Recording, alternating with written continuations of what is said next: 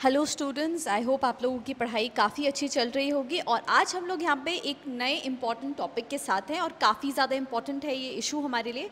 वो है one nation one election को लेकर। एंड क्या ये सिस्टम इंडिया के लिए वर्क कर सकता है। सो बेसिकली आज हम इन्हीं सब चीज़ों के बारे में यहाँ पे जानने वाले हैं। प्रेजेंटली गवर्नमेंट ने एक कमिटी का फॉर्मेशन किया है जिसको हेड करने वाले हैं हमारे एक्स प्रेसिडेंट श्री रामनाथ कोविंद जी। और ये कमिटी बेसिकली इस चीज़ का एनालिसिस करने वाली है कि क्या इंडियन डेमोक्रेटिक सिस्टम के अंदर वन नेशन वन इलेक्शन का फॉर्मूला वर्क कर पाएगा या नहीं कर पाएगा। तो आज इसी के बारे में डिटेल में हम लोग सब चीज़ें जानेंगे, बने रहिएगा, काफ़ी कुछ आपको यहाँ पे जानने को मिलेगा। तो सबसे पहले हम लोग यहाँ पे देखते हैं कि इस वर्ड का, ये जो वन नेशन और वन इलेक्शन का जो फ्रेज़ है, इसका क्या मतलब होता है। देखिए, हम जानते हैं कि इंडिया के अंदर हर थोड़े थोड़े टाइम के अंदर रेगुलरली इलेक्शंस कंडक्ट होते रहते हैं। कभी लोकसभा के, कभी किसी स्टेट लेजिस्लेचर के, कभी पंचायत में, कभी म्यूनिसिपैलिटी में, जिसकी वजह से continuously through out the year India election के फेज़ में ही रहता है, जिसकी वजह से ह्यूज कॉस्ट ऑफ एक्सपेंडिचर होता है, सिक्योरिटी फोर्सेस जो है उन्हें डिप्लॉय करना पड़ता है, and there are number of challenges as well. लेकिन यहाँ पे कहा जा रहा है कि अगर हम लोग throughout the length and breadth one nation one election के प्रिंसिपल को रेगुलेट करते हैं, सो इंडिया में सेंट्रल असेंबली के इलेक्शंस और पैरेलली स्टेट लेजिस्लेचर के इलेक्शंस पैरेलली ही कंडक्ट करवाए जाएंगे। तो इसका मतलब ये नहीं है कि एक ही दिन में इलेक्शंस हो जाएंगे, it will take a time period. So यहाँ पे वो चीज़ कम से कम 3 to 4 मंथ्स का एक स्पैन होगा जिसके अंदर शायद ये इलेक्शंस जो है वो कंडक्ट करवाए जाएंगे। लेकिन पैरेलली स्टेट असेंबलीज और लोकसभा और पंचायत म्यूनिसिपैलिटीज़ के इलेक्शंस जो हैं वो कंडक्ट करवाया जाए। ये है one nation one election system का मतलब। सो यहाँ पे एक हाई लेवल कमिटी का फॉर्मेशन किया गया है जिसको प्रिसाइड करने वाले हमारे फॉर्मर प्रेसिडेंट श्री रामनाथ कोविंद जी, और इसकी फीजिबिलिटी को फाइंड आउट करेगी ये कमिटी, जो ये देखेगी कि क्या ये सिस्टम हमारे लिए एप्लीकेबल है या नहीं है। अब इस कमिटी के अंदर ओवरऑल 8 मेंबर्स होने वाले हैं, जिसमें से एक मेंबर होंगे आपके हमारे होम मिनिस्टर अमित शाह जी, एक कांग्रेस के लीडर है और लोकसभा के एमपी अधीर रंजन चौधरी भी इसके मेंबर होंगे। गुलाब नबी आज़ाद जो फॉर्मर लीडर ऑफ ऑपोजिशन रह चुके हैं राज्यसभा से, वो भी इस कमेटी के मेंबर होंगे। साथ ही साथ जस्टिस हरीश साल्वे, इनका नाम आप लोगों ने सुना होगा बहुत बार। संजय कोठारी जो फॉर्मर चीफ विजिलेंस कमिश्नर रह चुके हैं। एनके सिंह जो एक्स चेयरमैन है फाइनेंस कमीशन के, एंड फॉर्मर सेक्रेटरी लोकसभा के जो रह चुके हैं सुभाष कश्यप जी। ये सभी लोग मिलकर एक 8 मेंबर का पैनल बनेगा और ये हाई लेवल कमेटी इस चीज़ को एग्जामिन करने के ऊपर काम करेगी कि क्या इंडिया में one nation one election formula completely throughout the length and breadth regulate किया जा सकता है या नहीं। तो इस कमिटी की जो रिकमेंडेशंस हैं कि Lok Sabha, state legislative assembly, municipality, panchayat में इलेक्शंस पैरेलली कंडक्ट हो सकते हैं या नहीं, उस चीज़ के ऊपर ये कमिटी बेसिकली एग्जामिन करने वाली है। अब ऐसा नहीं है कि पहली बार ही ये कोई कॉन्सेप्ट इंट्रोड्यूस हो रहा है। इंडिया जब इंडिपेंडेंट हुआ 1950s के बाद, पहली बार जब इलेक्शंस यहाँ पे कंडक्ट होने शुरू हुए, सो साइमल्टेनियस इलेक्शंस कंडक्ट करवाए जाते थे लोकसभा और स्टेट असेंबली के अंदर, जो 1952, 57, 62 और 1967 तक कंडक्ट हुए हैं। बट कुछ सर्टन नॉर्म्स की वजह से एंड कुछ डिस्प्यूट्स की वजह से finally by the end of 1970s यहाँ पे इस सिस्टम को रेगुलेट करने से मना कर दिया गया और ये ब्रेक डाउन हो गई साइकिल, और उसके बाद इंडिपेंडेंट इलेक्शंस कंडक्ट होने लग गए लोकसभा में और स्टेट लेजिस्लेचर के अंदर।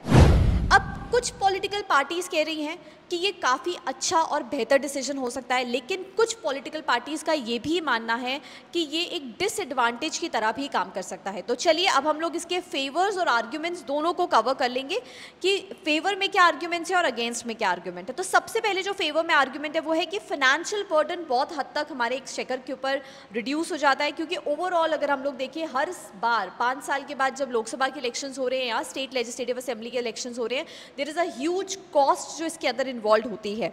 तो ये कमिटी का बेसिकली काम यही है, इस चीज़ को आइडेंटिफाई भी करना कि जो फाइनेंशियल बर्डन है उसको भी वो रिड्यूस कर सकते हैं ये वन नेशन वन इलेक्शन के कॉन्सेप्ट अगर इंडिया में रेगुलेट होता है। दूसरा, पॉलिटिकल पार्टीज फाइनेंशियल रिसोर्सेज को बेटर यूटिलाइज कर पाएंगी अगर वन नेशन वन इलेक्शन के कॉन्सेप्ट को रेगुलेट किया जाता है, क्योंकि एक्सपेंडिचर्स जो है वो रिड्यूस हो जाएंगे and regional parties better management कर पाएंगी इसके रिस्पेक्ट में। Then model code of conduct जो इलेक्शन कमीशन के थ्रू आता है, वो बार बार जब जब मॉडल कोड ऑफ कंडक्ट आता है तो वो पॉलिटिकल एक्टिविटीज़ को प्रायोरिटाइज करके बहुत सारी एक्टिविटीज़ को स्टॉल करता है, which is being called as a concept of policy paralysis. So कहीं ना कहीं ये पॉलिसी पैरालिसिस का जो कॉन्सेप्ट है ये भी काफ़ी हद तक रिड्यूस हो जाएगा एंड जो स्मूथ फ्लो है फंक्शनिंग का वो भी बेटर वर्क कर पाएगा। Then the next thing is government should better focus on the governance. अगर वन नेशन और वन इलेक्शन का कॉन्सेप्ट आता है, रेगुलेट होता है, तो गवर्नमेंट ज़्यादा बेहतर फोकस कर पाएगी गवर्नेंस के ऊपर, रादर देन उसका जब पूरा फोकस होता है कि हर 5 साल के बाद इलेक्शंस को जीतने के ऊपर ज़्यादा ध्यान देना पड़ता है to continue with their policies and the programmes. So यहाँ पे बेटर फोकस गवर्नमेंट कर सकती है गवर्नेंस के ऊपर। साथ ही साथ सर्कुलेशन जो है ब्लैक मनी का वो भी काफ़ी हद तक रिड्यूस हो जाएगा और वोटर टर्नआउट रेशियो काफ़ी हद तक बढ़ेगा, क्योंकि कभी अगर मान लीजिए लोकसभा के इलेक्शंस हैं, फिर स्टेट लेजिस्लेटिव असेंबली के इलेक्शंस हैं, तो बार बार वोटर्स के लिए जो एम्प्लॉयड हैं किसी दूसरे स्टेट्स के अंदर या सिटीज़ के अंदर, उनके लिए पॉसिबल नहीं है अपने घरों पे वापस जाकर इलेक्शन से पार्टिसिपेट करना। तो अगर ये वन नेशन वन इलेक्शन का कॉन्सेप्ट रेगुलेट होता है तो वोटर टर्नआउट रेशियो भी काफ़ी ज़्यादा हद तक बेहतर हो सकता है, क्योंकि लोगों के लिए काफ़ी सहूलियत हो जाएगी वोट्स को कास्ट करने के लिए। साथ ही साथ इम्प्रूवमेंट होगी सोशल हार्मनी में। तो कई बार ये चीज़ देखी गई है और मॉडल कोड ऑफ कंडक्ट में भी इलेक्शन कमीशन कई बार इस बात को रखता है कि आप कोई भी अपनी इलेक्शन की जो विचारधारा है या जो भी आप मैनिफेस्टो में ऐड कर रहे हैं उसमें कोई भी कास्ट, रिलीजन या कम्युनल इश्यूज़ नहीं होने चाहिए। लेकिन अक्सर कई बार ऐसा होता है कि ऐसे कुछ इश्यूज़ को रेज़ किया जाता है, लेकिन अगर वन नेशन वन इलेक्शन आता है सो डेफिनेटली इलेक्शन यूनिफॉर्म होंगे, तो यहाँ पे कास्ट, रिलीजन और कम्युनल इश्यूज़ को थोड़ा दरकरार करा जा सकता है और जो इवेंट्स को पोलराइज करा जाता है वो काफ़ी हद तक रिड्यूस हो जाएंगे। तो ये तो हमने फेवर्स में देखे, लेकिन कुछ इश्यूज ऐसे भी हैं और कुछ ऐसे आर्ग्यूमेंट्स भी हैं जो इसके अगेंस्ट में है। सबसे पहली चीज़, अकाउंटेबिलिटी काफ़ी हद तक रिड्यूस हो जाएगी। रीजनल पार्टीज़ को लगता है कि अगर ये इलेक्शन सेंट्रल के साथ होते हैं तो उनके जो लोकल इश्यूज़ हैं उनके ऊपर ध्यान नहीं दिया जाएगा, क्योंकि सारी की सारी जो प्रायोरिटी है वो सेंट्रल इश्यूज़ को ही दी जाएगी। Parallelly this is against the spirit of democracy. जो फेडरलिज्म का कॉन्सेप्ट है वो कहीं ना कहीं इससे रिस्ट्रिक्ट होगा और एक आर्टिफिशियल साइकिल इलेक्शन की क्रिएट करी जाएगी।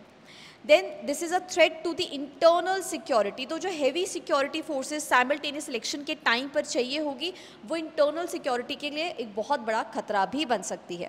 पैरेलली हमारी जो फेडरल पावर है उसको ओवरशैडो करेगी एंड जो लॉयल्टी या हम बोले कि साइमल्टेनियस इलेक्शंस जो हैं वो जो ट्रांसपेरेंटली होने चाहिए वो शायद कहीं ना कहीं नहीं हो पाएंगे।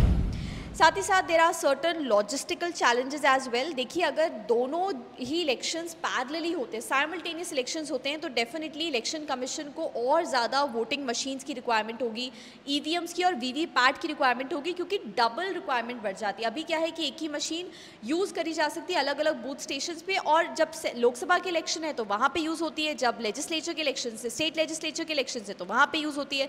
लेकिन अगर साइमल्टेनियस इलेक्शंस करवाए जाएंगे तो डेफिनेटली ईवीएम्स और वीवीपैट की रिक्वायरमेंट्स काफ़ी हद तक बढ़ेगी और उसकी क्वांटिटी को भी डबल करना पड़ेगा, which will also be a cost burden over the election commission. Polling staff की एडिशनल रिक्वायरमेंट होगी, ट्रांसपोर्टिंग मटीरियल्स पोलिंग स्टेशन तक पहुंचाना डिफिकल्ट होंगे, बेटर सिक्योरिटी अरेंजमेंट्स करने पड़ेंगे, सीआरपीएफ वगैरह फोर्सेज जो हैं उनको वहाँ पे डिप्लॉय करना पड़ेगा। तो ये कुछ लॉजिस्टिकल चैलेंजेस भी हैं, लेकिन हाँ, अगर ये रेगुलेट हो गया तो ये लॉजिस्टिकल चैलेंजेस को ओवरकम करना फिर भी थोड़ा कन्वीनियंट हो सकता है अगर ये सिस्टम इंडिया के अंदर रेगुलेट हो जाता है, बिकॉज इलेक्शन कमीशन को उसी हिसाब से अब चीज़ों को मोल्ड करना पड़ेगा, अपने प्रोविजंस को और बेहतर करना पड़ेगा।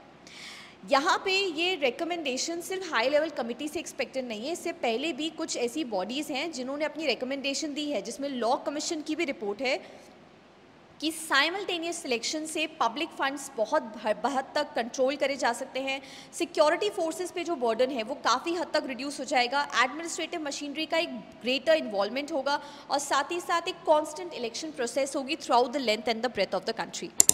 नीति आयोग ने भी अपने पेपर के अंदर एनालिसिस ऑफ साइमल्टेनियस इलेक्शंस में ये बात रखी थी कि अगर इलेक्शंस पैरेलली करवाए जाते हैं so there would be a better provision, but उन्होंने ये भी सजेस्ट किया था कि साइमल्टेनियसली 2 फेज लोकसभा और असेंबली पोल्स डिसरप्शंस भी कॉज कर सकते हैं फ्रीक्वेंट पोलिंग की वजह से भी।